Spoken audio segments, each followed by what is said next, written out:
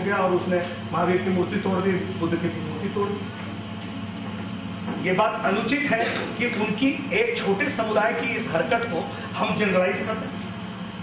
हम ये मानते हैं कि पुलिस के साथ भी ऐसा ही हुआ, लेकिन पुलिस का जो वो कहते हैं ना कि हम जब समाज में उतरते हैं तो हम अगर थोड़े भी महत्व वाले हैं, आचरण भी हो, वो आईपीएस बड़े समृद्ध, बहुत महत्वपूर्ण, बहुत प्रतिभाशाली होंगे, लेकिन जिस समय किसी बच्चे के सिर पर पैर रखकर कुचल रहे थे, उस समय ये सिंबलाइज किया जाता है कि वे कौन सी सत्ता के दम्भ में है। मेरा कहना यही है, मैं जर्नलिस्ट भी हूं और मैं एक एक्टिविस्ट भी हूं, इसलिए कि मेरा मानना है कि एक्टिविस्ट अगर नहीं है तो वो जर्नलिस्ट हो ही नहीं सकता जर्नलिज्म में। इसलिए कि मैं समाज से जुड़ के अगर नहीं दिखूंगा, समाज का दर्द अगर महसूस नहीं करूंगा तो मैं जर्नलिस्ट हो ही नहीं सकता। लेकिन अखबार को तो आप तुरंत उंगली उठा देते हैं, ये एक आदत है, जैसे अखबार वाले की आदत है पुलिस पर उंगली उठा देनी। मैं ये मानता हूं, इसलिए कि पुलिस एक ऐसा समुदाय है जो खंडन करने नहीं आती। उसी तरह से मीडिया का हाल हो गया कि जो भी आएंगे मन से बोलेंगे मीडिया। मैं पूरी सोशल रिस्पॉन्सिबिलिटी की बात कर रहा हूं। हम थोड़ा दयाल साहब की सुन लें, थोड़ा शर्मा जी आपके अनुभवों से थोड़ा सा सीखें, और उसके बाद बच्चे उन सारी बातों पर एक सवाल खड़ा हो और बहुत ही कंसोलिडेटेड सवाल खड़ा हो। जिस सवाल को हम बाहर ले जाए वो आचरण हम लोगों के लिए भी, कि हम लोग जो पुलिस अधिकारी जो हैं या हम जो मीडिया वाले हैं, हम भी तुम लोगों से सीख के समाज में जाएं और कल खबर लिखें। इसलिए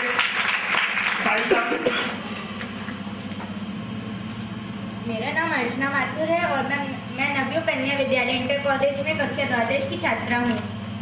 मेरा सवाल यह है कि हमारे देश में पुलिस को कैसी ट्रेनिंग दी जाती है, विशेषकर महिलाओं के साथ व्यवहार करने में। इस संदर्भ में कृपया 29 अप्रैल 2012 के टाइम्स ऑफ इंडिया में छपे आर्टिकल पेरिस ऑफ प्रोटेस्ट को देखकर बताएं, जिसमें देश भर में शांतिपूर्ण प्रदर्शन कर रही महिला प्रदर्शनकारियों पर पुरुष पुलिसकर्मियों द्वारा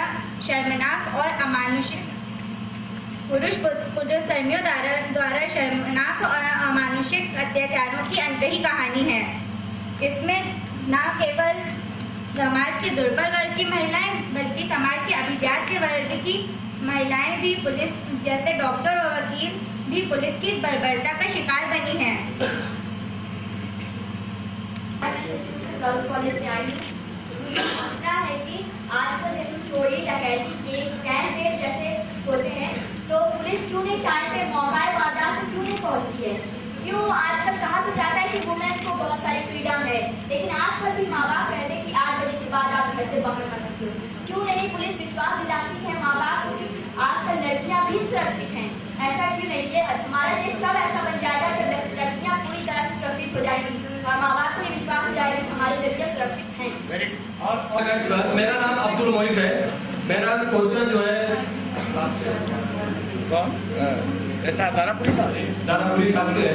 जैसा कि हम जानते हैं कि 22 जुलाई 2012 को बरेली में भड़की एक हिंसा में पुलिस ने 80 वर्ष के एक आदमी को, जिसकी 75% आग की रोशनी जा चुकी है, मुख्य आरोपी बताकर गिरफ्तार किया है और उस आदमी के विरुद्ध एनएस एक्ट के तहत कार्रवाई की है। जबकि एनएस एक्ट के तहत कार्रवाई उन लोगों के विरुद्ध की जाती है जिनका कोई क्रिमिनल रिकॉर्ड रहा हो। पुलिस ने जिन लोगों को मुख्य आरोपी बताकर गिरफ्तार किया है उनका कोई क्रिमिनल रिकॉर्ड नहीं। मैं ये जानना चाहता हूँ कि क्यों पुलिस इस तरह बेकसूरों को झूठे मुकदमात में फंसाकर अपनी पीठ थपथपाती है? और मैं आपसे ये क्वेश्चन करना चाहती हूँ कि अमीर तथा ताकतवर व्यक्तियों की एफआईआर आसानी से हो जाती है, जबकि निर्धन और असहाय जनता की एफआईआर आनाकानी करते हैं, ऐसा क्यों? हाँ, तो ओडिया बात दे तो वो ज्यादा अच्छा होगा, वरना वो सबका एक साथ लेने में किसी के साथ न्याय नहीं हो पाएगा। इधर से ये जो ने सवाल किया था कि पुलिस को किस प्रकार की ट्रेनिंग दी जाती है, उसके बारे में मैं बताना चाहूंगा कि वर्तमान में जो प्रशिक्षण है वो काफी ऊंचे स्तर का दिया जाता है। वो उच्च अधिकारियों को भी दिया जाता है, और जो नीचे के कर्मचारी होते हैं, constables, head constable, sub inspector, इनको भी ट्रेनिंग दी जाती है। और ट्रेनिंग में ये सब चीजें सिखाई जाती है। एक बुनियादी उसमें बात ये सिखाई जाती है कि प्रयोग करना पड़े तो आप न्यूनतम बल प्रयोग करेंगे, आप कम से कम बल जो है उसको प्रयोग करेंगे और उससे आप भीड़ को जो है कंट्रोल करने की कोशिश करेंगे। ये ट्रेनिंग आईपीएस को भी दी जाती है और जो बाकी अधिकारियों को भी दी जाती है।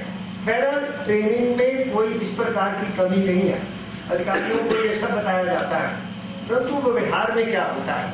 व्यवहार में ये होता है कि जब कोई एक सिचुएशन पैदा होती है, एक क्राउड है, एजिटेट कर रहा है, वो एक सीमा से ज्यादा जब वायलेंट हो जाता है, हिंसक हो जाता है, तोड़-फोड़ कर रहे हैं, बैरिकेड लगी उसको तोड़ रहे हैं और पुलिस पे अटैक कर रहे हैं, पत्थर फेंक रहे हैं, वो कर रहे हैं, तो उस समय पर ये तय करना बड़ा मुश्किल हो जाता है कि जो न्यूनतम बल है वो कितना होगा जिससे इस स्थिति पर काबू पाया जा सकता है।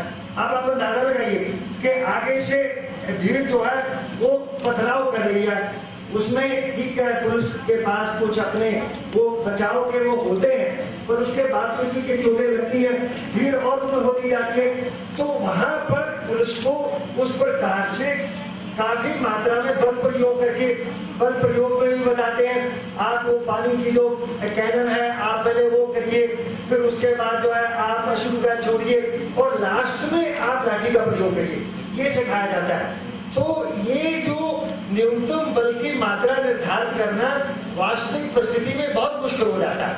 मेरा खुद अपना अनुभव है कि बहुत संजित होते हुए, बहुत ट्रेंड होते हुए उस परिस्थितियों में जो पुलिस के आदमी हैं वो भी तो आखिरकार ह्यूमन बीइंग्स हैं, उनके अंदर भी एक, जब आप आगे से इतनी सारी हिंसक कार्रवाई हो रही है, उनके अंदर भी धीरे धीरे जो एक आक्रोश है, एक जो प्रतिक्रिया है, उसकी डिग्री जो है ऊंची होती जाती है। एजुकेशन हो रहा है, चाहे वो महिला है, चाहे एक कोई लड़का है या मर्द है, वो भाग रहा है, फिर भी 3-3, 4-4 पुलिस वाले घेर के उसको इस तरह से मार रहे हैं जैसे किसी को मारने के इरादे से मार। इसमें मेरे मन में खुद गलानी पैदा होती है कि यहाँ पर उनका जो ट्रेनिंग है उसका रोल आ जाता है कि आप न्यूनतम जो है आप वो बल प्रयोग करिए। अभी मैं देख रहा था 2-3 दिन पहले कि एक व्यक्ति जो है वो भाग रहा, वो गिर गया और गिरने के बावजूद भी उसके ऊपर 4 पुलिस वाले जो है इतने जोर जोर से लाठी मार रहे हैं जिसमें उसका बहुत बड़ा नुकसान हो सकता है। तो ये बात सही है। अच्छा, दूसरी एक बात ये होती है कि इसको जो डील करते हैं वो नीचे वाले जो कर्मचारी हैं, ज्यादातर कांस्टेबल, हेड कांस्टेबल जो है ये होते हैं, या बहुत ज्यादा वो सब इंस्पेक्टर होते हैं, जो उच्च अधिकारी होते हैं वो वहां पर उस परिस्थिति में उतने नहीं होते, वो दूर से कंट्रोल कर रहे हैं। तो कई बार जो निचले कर्मचारी हैं उनका जो गुस्सा है वो एक सीमा से ज्यादा बढ़ जाता है, उसमें जो है ये प्रदर्शन होता है। और इसके लिए मैं ये जहां मैं पुलिस वालों को दोषी पाता हूं कि आप इतना अधिक बल प्रयोग क्यों करते हैं, ये गलत है, ये आपके प्रशिक्षण के खिलाफ है। और आपको जो तरीका प्रदर्शन की जो सिविलाइज सीमाएं हैं, आपको हर एक नागरिक को अधिकार है कि आप अपनी बात को कह सकते हैं, आप बोल के कह सकते हैं, आप धरने से कह सकते हैं, आप कुछ दूसरी चीजों से अपना जो विरोध प्रदर्शन है वो आप प्रदर्शन कर सकते हैं, ये आपका मौलिक अधिकार। परंतु जब आप हिंसक हो जाते हैं तो फिर आगे पुलिस के सामने बल प्रयोग के सिवाय जो है कोई चारा नहीं रहता। इसलिए प्रदर्शनकारियों का ये कर्तव्य है। कल को आप में से भी बहुत से लोग प्रदर्शनों में शामिल होंगे, हो सकता है अभी हुआ भी हो कभी, तो वहां आपको इस बात का ध्यान रखना चाहिए कि आपका प्रदर्शन जो है वो हिंसक नहीं होना चाहिए, आपको तोड़-फोड़ नहीं करनी चाहिए। आपका जो अधिकार है उसको आप उस सीमा के अंदर जो है वो आप उसका इस्तेमाल करिए। और पुलिस से अपेक्षा है कि वो जो है अपना जो बल प्रयोग की सीमा है उसको नियंत्रित सीमा के अगर वो जानकर प्रदर्शन करेंगे जो भी करते हैं, और पुलिस अपने अधिकार को और जो प्रशिक्षण द्वारा बताई गई सीमा बल प्रयोग की उसके अंदर करेंगे, तब इस प्रकार की जो परिस्थितियां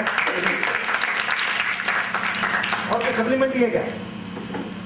और इसमें बनी पिक्चर में ये दिखाया गया है कि पुलिस ने कैसे एक फाइनल ईयर की मेडिकल स्टूडेंट को उठाकर वाटर कैनन में डाल दिया। यह कहाँ तक सही है? यदि ये हुआ है तो वो बहुत गलत हुआ है, वो बहुत गलत हुआ है, ऐसा नहीं। इस रूप में प्रतिबिंबित करने में हमारे हिंदी सिनेमा का भी बहुत बड़ा योगदान है। मैं समझता हूँ कि अगर 100 फिल्मों में हमारा इंस्पेक्टर दिखाया जाता है या कोई भी पुलिस अधिकारी दिखाया जाता है तो वो दारू पिए हुए मिलेगा, वो घूस लेते हुए मिलेगा। तो ये जो छोटे बालमन हैं, इन्होंने बचपन से जब से इन्होंने होश संभाला पिक्चर देखी शुरू किया तो हमारी वर्दी को इन्होंने दारू पीते हुए, घूस लेते हुए, निकम्मेपन में और कहाँ घूमते टहलते इस रूप में देखा है। लेकिन एक चीज उसके अंदर और भी छिपी हुई है, जब एंड होता है तब वही हमारा हीरो जो है वो चाहे वो पुलिस का हो या कुछ हो, तभी वो सब गुंडों को पीटता है।